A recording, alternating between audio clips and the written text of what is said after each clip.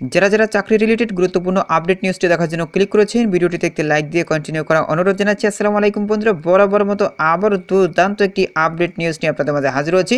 বন্ধুরা, অবশেষে বিরাট সুখবর দিল সরকার। মহার্ঘ ভাতা সংশোধিত বাজেটে দ্রুত কার্যকর হচ্ছে মহার্ঘ ভাতা। তো প্রিয় বন্ধুরা, এই সংক্রান্ত একটি গুরুত্বপূর্ণ প্রতিবেদন যুগান্তর পত্রিকায় প্রকাশ করা হয়েছে, একদম নতুন একটি প্রতিবেদন।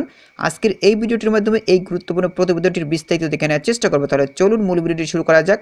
বন্ধুরা, মূল ভিডিওটি শুরু করার আগে বরাবর মতো ছোট্ট একটি রিকোয়েস্ট থাকবে, আপনি যদি আমাদের এই পরিবারের নতুন দর্শক হয়ে থাকেন, এরকম নতুন চাকরি related update news, circular related video এবং এক্সাম রিলেটেড আপডেট সবার আগে পেতে আমাদের এই চ্যানেলটি সাবস্ক্রাইব করে পাশে থাকা বেল আইকনটি অন করে রাখুন পরবর্তী ভিডিও নোটিফিকেশন পেতে। আর যারা সাবস্ক্রাইব করেছেন তাদেরকে অসংখ্য ধন্যবাদ। প্রিয় বন্ধুরা, দেখতেই পাচ্ছেন আমি যুগান্তর পত্রিকা পেতে রয়েছি। তাদের এই পত্রিকাতে কিন্তু গুরুত্বপূর্ণ আপডেট নিউজটি প্রকাশ করা হয়েছে। দেখতেই পাচ্ছেন সরকারি কর্মকর্তা কর্মচারীদের মহার্ঘ ভাতা সংশোধিত বাজেটে।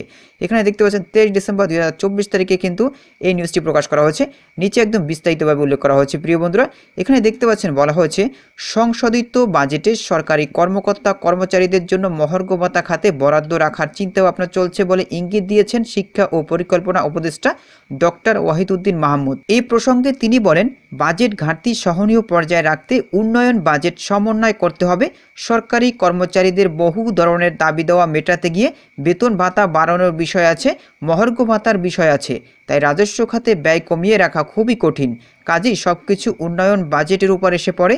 উন্নয়ন বাজেট কমাতে হবে। সোমবার রাজধানীর শেরেবাংলা নগরের এনএসি সম্মেলন কক্ষে একনেকের বৈঠক শেষে সাংবাদিকদের সঙ্গে আলাপকালে এসব কথা বলেন তিনি। চলতি অর্থ বছরের সংশোধিত বাজেট সম্পর্কে ওয়াহিদউদ্দিন মাহমুদ সাংবাদিকদের বলেন, বাজেট ঘাটতি সহনীয় পর্যায়ে রাখতে উন্নয়ন বাজেট সমন্বয় করতে হবে। সরকারি কর্মচারীদের বহু ধরনের দাবি দেওয়া মেটাতে গিয়ে বেতন ভাতা বাড়ানোর বিষয় আছে, মহার্ঘ ভাতার বিষয় আছে। তাই রাজস্ব খাতে ব্যয় কমিয়ে রাখা খুবই কঠিন। কাজেই সবকিছু আমাদের উন্নয়ন বাজেটের উপর এসে পড়ে। উন্নয়ন বাজেট কমাতে হবে। পরিকল্পনা উপদেষ্টা আরও বলেন, উন্নয়ন বাজেটে কমালে জিডিপিতে প্রভাব পড়বে তা নয়। এক বছর বড় বিনিয়োগ থেমে থাকলেও উৎপাদন কমে যায় না। গ্রাম অঞ্চলে দারিদ্র্য বিমোচন ও কর্মসংস্থানের জন্য বেশি বিনিয়োগ দরকার নেই। তিনি জানান, এবার মার্চ মাসে নয় বরং জানুয়ারি মাসের শেষ দিকেই তারা সংশোধিত উন্নয়ন বাজেট করতে চান। তো প্রিয় বন্ধুরা, বুঝতেই পেরেছেন যে সংশোধিত বাজেটেও কিন্তু মহার্ঘ ভাতার বরাদ্দ রাখার চিন্তাভাবনা চলছে।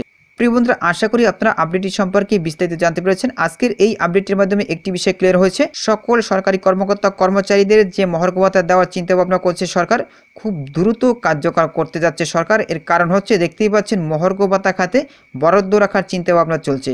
তো বুঝতেই পেরেছেন খুব দ্রুত মহার্ঘ ভাতা কার্যকর হতে যাচ্ছে। তো প্রিয় বন্ধুরা, এই বিষয়ে যদি আপনাদের কোনো ব্যক্তিগত মতামত থেকে থাকে তাহলে অবশ্যই কমেন্ট করে জানাবেন। পরবর্তীতে নতুন কোনো ভিডিও নিয়ে আপনাদের মাঝে হাজির হবো। সবাই ভালো থাকবেন, সুস্থ থাকবেন। আল্লাহ হাফেজ।